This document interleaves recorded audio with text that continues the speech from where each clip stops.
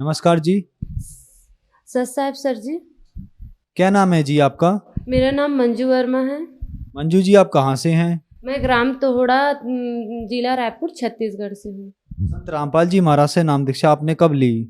मैं 9/9/18 को संत रामपाल जी महाराज से नाम उपदेश ली हूँ। संत रामपाल जी महाराज से नाम दीक्षा लेने से पहले आप क्या भक्ति साधनाएं करती थी? संत रामपाल जी महाराज से नाम दीक्षा लेने से पहले मैं बचपन से ही संत आसाराम जी बापू से नाम दीक्षा सरस्वती मंत्र का नाम दीक्षा ली थी और उनका जाप कर रही थी। और उसके बाद जब बड़ी हुई तो क्लास 6 में गई, तब से मैं नवरात्रि का उपास चालू की थी। उसके बाद मैं दोनों नवरात्र करती थी। उसके बाद थोड़ी और बड़ी हुई, उसके बाद मेरे कोई बोला कि अघन में जो बृहस्पति होता है उसका उपवास करने से सब ठीक होता है बोल के फिर मैं अघन का व्रत करना चालू की। उसके बाद कोई महाराज बोला मेरे को कि आप 12 महीना अघन का उपवास करोगे तो बृहस्पति भगवान सब ठीक कर देते हैं बोल के। तो फिर मैं बृहस्पतिवार का व्रत करना चालू कर दी थी सर जी। उसके बाद क्या बोलते हैं, मेरा शादी हुआ तो शादी में मेरा गायत्री परिवार से जुड़े लोगों से हुआ। तो हमारे गांव में गायत्री परिवार का जो यज्ञ होता है वो 108 कुंडी ऐसे कुछ यज्ञ होता है सर, उसमें हम लोग यज्ञ में जाने लगे। फिर मेरा वहाँ भी गायत्री मंत्र से मैं नाम ली थी, फिर वहाँ भी पूजा भक्ति करने लगी थी। और मेरा भक्ति ऐसे था सर कि जब तक मैं दुर्गा चालीसा का पाठ नहीं करती थी तब तक मेरे को नींद नहीं आता था। जब मैं दुर्गा चालीसा का पाठ करती थी तभी मेरे को नींद आता था। फिर क्या कारण बना कि आप संत रामपाल जी महाराज की शरण में आई? संत रामपाल जी महाराज की जीने की राह पुस्तक बहुत ही अच्छी सर, उसको मैंने एक दिन में पूरा पढ़ लिया। वो पुस्तक पढ़ने के बाद मेरे मन से जो बेटी बेटा का भेद था वो पूरा निकल गया। उसके बाद सर क्या बोलते हैं, मेरी जो दूसरी वाली बेटी हुई थी उसका तबीयत 1 महीना तक बस ठीक था। उसके मतलब जस्ट 1 महीना हुआ उसका तबीयत खराब हो गया। तो हम लोग रायपुर के पराग हॉस्पिटल में एडमिट कराए सर। उसका पूरा यहाँ पे जो यहाँ पे बच्चों लोगों का टप टप करता है सर का, वो पूरा अंदर बैठ चुका था। तो हम लोग तुरंत हॉस्पिटल में लेकर गए तो डॉक्टर बोले मरना था क्या, बच्चों को मार डालोगी, इतना लेट कर दिए लाने में, इसका सर पूरा ये हो गया बोल के। फिर वो बोले कि चलो इसका रिपोर्ट वगैरह कराओ, एक्सरे वगैरह कराओ बोल के। तो बच्चे का हम लोग एक्सरा करवाए सर। तो एक्सरे ला के दिखाएं तो डॉक्टर बोला कि इसके सीने में कब्ज जमना चालू हो गया है और इसको निमोनिया हो गया है। अब इसका दवाई को आपको जब तक ये 7 साल नहीं हो जाती तब तक इसको आपको हर 15 दिन में 700 का एक इंजेक्शन आएगा, वो इंजेक्शन को लगवाना पड़ेगा बोल के। तो हम लोग वो बहुत चिंता करने लगे सर।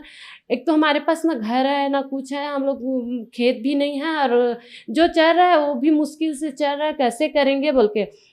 फिर भी हम लोग कर रहे थे सर इंजेक्शन वगैरह। चलो बच्चा है, अब अपने किस्मत में जो है परमात्मा जो भी लिखा है हम लोग को इसका शायद हम लोग कहीं इसके ऊपर ऋण रहा होगा अगले जन्म का बोल के हम लोग उसका इलाज करा रहे थे सर, जैसे भी हो बच्चा हाथ आ जाए बोल के। तो उसके बाद वहाँ से छुट्टी हुआ हॉस्पिटल से 1 हफ्ते के बाद। उसके बाद फिर जैसे घर लाए सर उसका उल्टी दस्त और बुखार सब चालू हो गया। एक दिन बस घर में सही था। फिर उसको हम लोग एकता हॉस्पिटल रायपुर में भर्ती करवाए सर। फिर वहाँ भी 1 हफ्ता तक ठीक था। फिर घर छुट्टी हुआ, घर आए, फिर बच्चे का चालू हो गया। फिर हम लोग क्या बोलते हैं मन्नत मांगे सर कि जैसे कि अगर बच्चा ठीक हो जाता है, तो मेरी देवी में आस्था थी तो मैं बोली एक खपरी मड़ी में मैं जोत का लगाई थी कि जब तक मतलब मेरी बेटी जैसी ठीक हो जाएगी मैं आजीवन जोत लगाऊंगी। सब 1 साल 2 साल का लगाते, मेरी बेटी जैसे ठीक कर दोगी माता रानी तो मैं जब तक मेरी ज़िंदगी रहेगी तब तक मैं जोत लगाऊंगी, क्योंकि मेरा बेटा नहीं है, यही मेरी संतान समझ के मैं लगाऊंगी ऐसे बोल के। फिर वो ठीक नहीं हुआ सर। फिर मैं क्या बोलते हैं वैद्य लोगों के पास जाना चालू कर दी, जो तांत्रिक बताते वो तांत्रिक लोगों के पास जाना कर दी, ठीक नहीं। फिर मेरे कोई बोला सर कि आप लोग मीरा दतार जाओ, जहाँ सब लोगों का हार मान जाते हैं वहाँ मीरा दतार में सब होता है बोल के। फिर हम लोग वहाँ गए सर, 1-2 दिन तक तो ठीक था। फिर आए, फिर चालू हो गया वही प्रॉब्लम बच्चे का। तो फिर हम लोग वहाँ रूम लेके रहने लगे, हफ्ता हफ्ता वहाँ रूम लेके रहते थे, चादर चढ़ाते थे। वो गेहूँ तौल के जो बराबर दान किया जाता है, हम लोग गेहूँ वगैरह भी दान करने लग गए मजार में। फिर भी बेटी का तबीयत ठीक नहीं हुआ। फिर हम लोग हदास हो गए थे सर। और फिर जो उनके हमारे मिस्टर जी के दोस्त हैं गुमान भगत जी, जो संत रामपाल जी महाराज से उपदेश है, वो हम लोगों को बोले कि तिल्दा में कुर्मी बोर्डिंग में सत्संग रखा हुआ है, आप लोग आ जाना, जैसे कि आपको ज्ञान समझ में आएगा तो जुड़ लेना, नहीं तो आप लोगों को जो रास्ता सही लगे वो कर लेना, आप लोग एक बार नाम लेकर तो देखो, इसमें सब ठीक हो जाते हैं बोल के। संत रामपाल जी महाराज का सत्संग सुनने के लिए तिल्दा में कुर्मी बोर्डिंग में जहाँ सत्संग था वहाँ हम लोग गए। तो वहाँ हमारे भगत जी नाम लेने वाले थे। मैं सोची की थी कि मेरी गुड़िया अगर ठीक हो जाएगी उसके बाद मैं नाम लूँगी, पहले मेरे पति देव नाम ले, मेरी गुड़िया ठीक हो जाए फिर नाम लूँगी। फिर वहाँ गई सर, वहाँ पे सत्संग लगा हुआ था। फिर वहाँ सत्संग में जाके हम दोनों ने संत रामपाल जी महाराज से नाम उपदेश ले लिया। सत्संग में गए तो मैं बोली थी कि मेरे भगत जी, मेरे पति देव नाम लेंगे, मेरी बेटी ठीक हो जाएगी फिर मैं नाम लूँगी। फिर मैंने वहाँ जाके सत्संग सुना, मेरे को सत्संग अच्छा लगा और सब भगत लोग वहाँ चर्चा करने लग गए कि मेरे बच्चा एक ट्रक से जा रहा था, ट्रक आ रहा था सामने से, मेरे बच्चे को परमात्मा ने बचा लिया। फिर वैसे सब लोग भगत लोग चर्चा कर रहे थे, मैं चर्चा सुनी तो मेरे को लगा जब इसके बच्चे को बचा सकते परमात्मा तो मेरे बच्चे को क्यों नहीं बचा सकते, क्यों ना मैं भी नामदान ले लूं बोल के। तो हम दोनों ने नामदान ले लिया। वो बोले कि आप परमात्मा से अरदास लगाओ, परमात्मा सब ठीक कर देते हैं। तो हम लोगों ने गुरुजी संत रामपाल जी महाराज से अरदास लगवाया। फिर जैसे अरदास लगवाया सर जी, फिर हम लोग को बेटी का तबीयत ठीक हो गया। संत रामपाल जी महाराज से नाम दीक्षा लेने के बाद क्या आपको लाभ भी मिले? जी सर जी, बहुत सारे लाभ मिले हैं, परमात्मा ने अनगिनत लाभ दिए। उसमें से पहला है, मेरे सर में दर्द रहता था सर जी। जैसे मेरे सर में दर्द चालू होता था, आँख के सामने अंधेलापन छा जाता था, मैं कुछ नहीं देख पाती थी और उसके साथ में उल्टी भी चालू हो जाता था, मैं कुछ खा पी भी नहीं पाती थी। तो डॉक्टर के पास जाते थे, गाँव के पास के डॉक्टर में जाते, पड़ोस के, तो डॉक्टर बोलता था कि आप हर 2 दिन में आ जाते हो, आपको हर 2 दिन में इंजेक्शन लगता है, फिर आपको ठीक लगता है, क्या करें हम, मेरे से नहीं संभल रहा है बोल के। तो मेरे भगत जी बोले कि चलो आपको बाहर ले जाते हैं बोल के। तो मेरे भगत जी ओडिशा में खड़ियार रोड है, वहाँ लेकर गए, वहाँ के डॉक्टर के पास। तो उनको बताया कि मेरे सर में दर्द रहता है, आँख में अंधेलापन छा जाता है और उल्टी होता है बोल के। तो डॉक्टर बोले कि आपको ये सर दर्द, उल्टी और आँख में अंधेलापन ये सब ब्रेन ट्यूमर की निशानी है, आप सीटी स्कैन करवा लो, नहीं तो आपका मस्तक फट जाता है, जैसे ब्रेन ट्यूमर ब्रेन में बढ़ जाता है। तो फिर हम लोग रोने लग गए सर जी कि हमारे पास तो इतना पैसा नहीं है, हम लोग सीटी स्कैन कैसे करवाएंगे, कैसे अपना इलाज करवाएंगे, हमारी स्थिति बहुत खराब हो चुकी है। फिर मेरे सर में वो बोले फिर ब्रेन ट्यूमर है बोल के। तो हम लोग, मैं भगत जी चिंता करने लग गए कि हमारे पास इतना पैसा नहीं, सीटी स्कैन कैसे करवाएंगे और इलाज कैसे करवाएंगे। परमात्मा सदगुरु संत रामपाल जी महाराज के शरण में अरदास है। परमात्मा से अरदास लगाते ही भगत जी, परमात्मा का आदेश आया कि कबीर परमात्मा दया करेंगे, आप अपने भक्ति की मर्यादा में रहो और भक्ति करो बोल के। फिर मेरे सर का दर्द ठीक हो गया सर जी। मेरे जिस कारण से हम लोग नाम लिए थे मेरी बेटी, तो उसका परमात्मा संत गुरु रामपाल जी महाराज से अरदास लगवाने के पास उसका निमोनिया था, वो ठीक हो गया।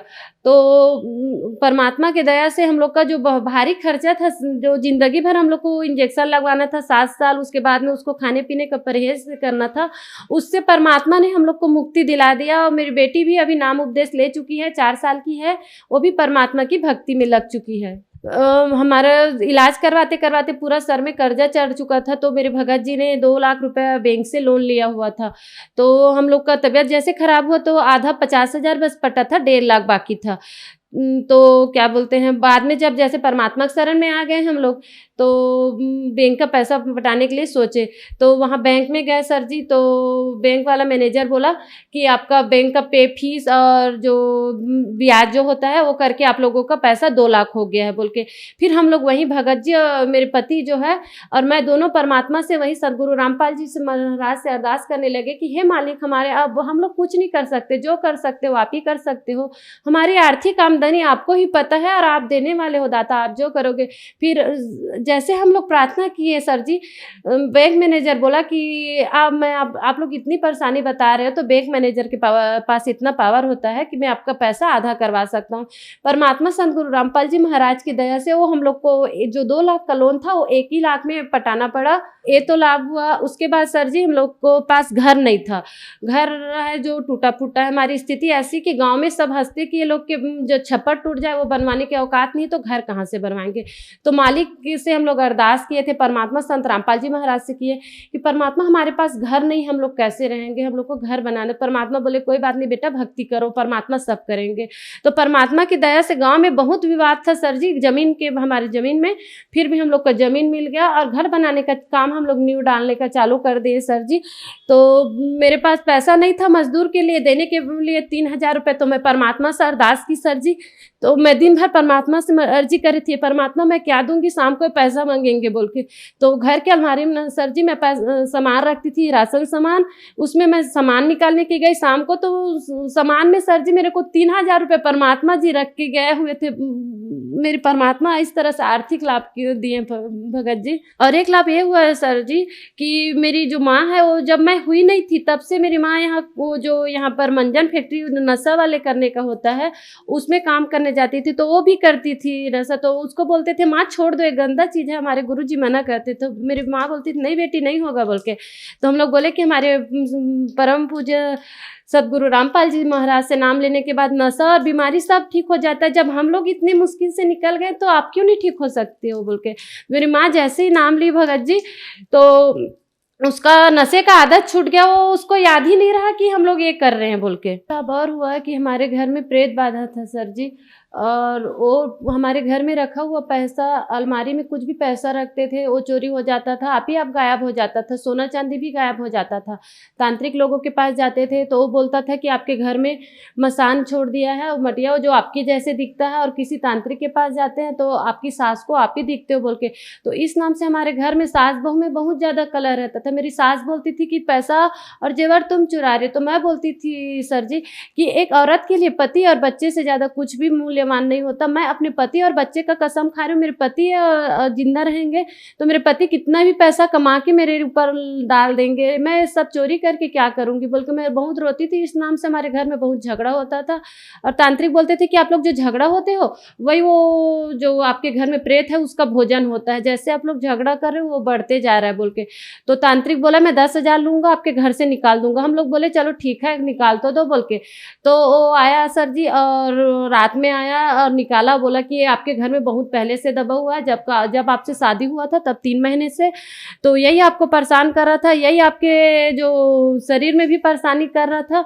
मेरी बड़ी गुड़िया के शरीर में भी वही प्रेत बाधा के कारण परेशानी हो रहा था, भगत जी के सर में भी वही प्रेत परेशान कर रहा था, और मेरे ऊपर भी मेरे मुंह कान ऐसे मोड़ रहा है, इस टाइप का दर्द देता था सर जी। तो फिर वो उसमें ठीक नहीं हुआ, तांत्रिक लोगों के पास जाते जाते थक गए, मीरा दतार में जाके थक गए, मुसलमान लोगों के दरगाह में जाके थक गए। फिर हम लोगों ने संत रामपाल जी महाराज के शरण में आके अरदास लगवाई। नाम दीक्षा लेने के बाद हम लोगों के घर से प्रेत बाधा भी दूर हो गया। परमात्मा के दया से हम लोग घर में बहुत सुखी हैं। संत रामपाल जी महाराज से नाम दीक्षा लेने के बाद आपको बहुत सारे लाभ प्राप्त हुए, तो जो दर्शक आज आपको टीवी पर देख रहे हैं उनके लिए आप क्या कहना चाहेंगी?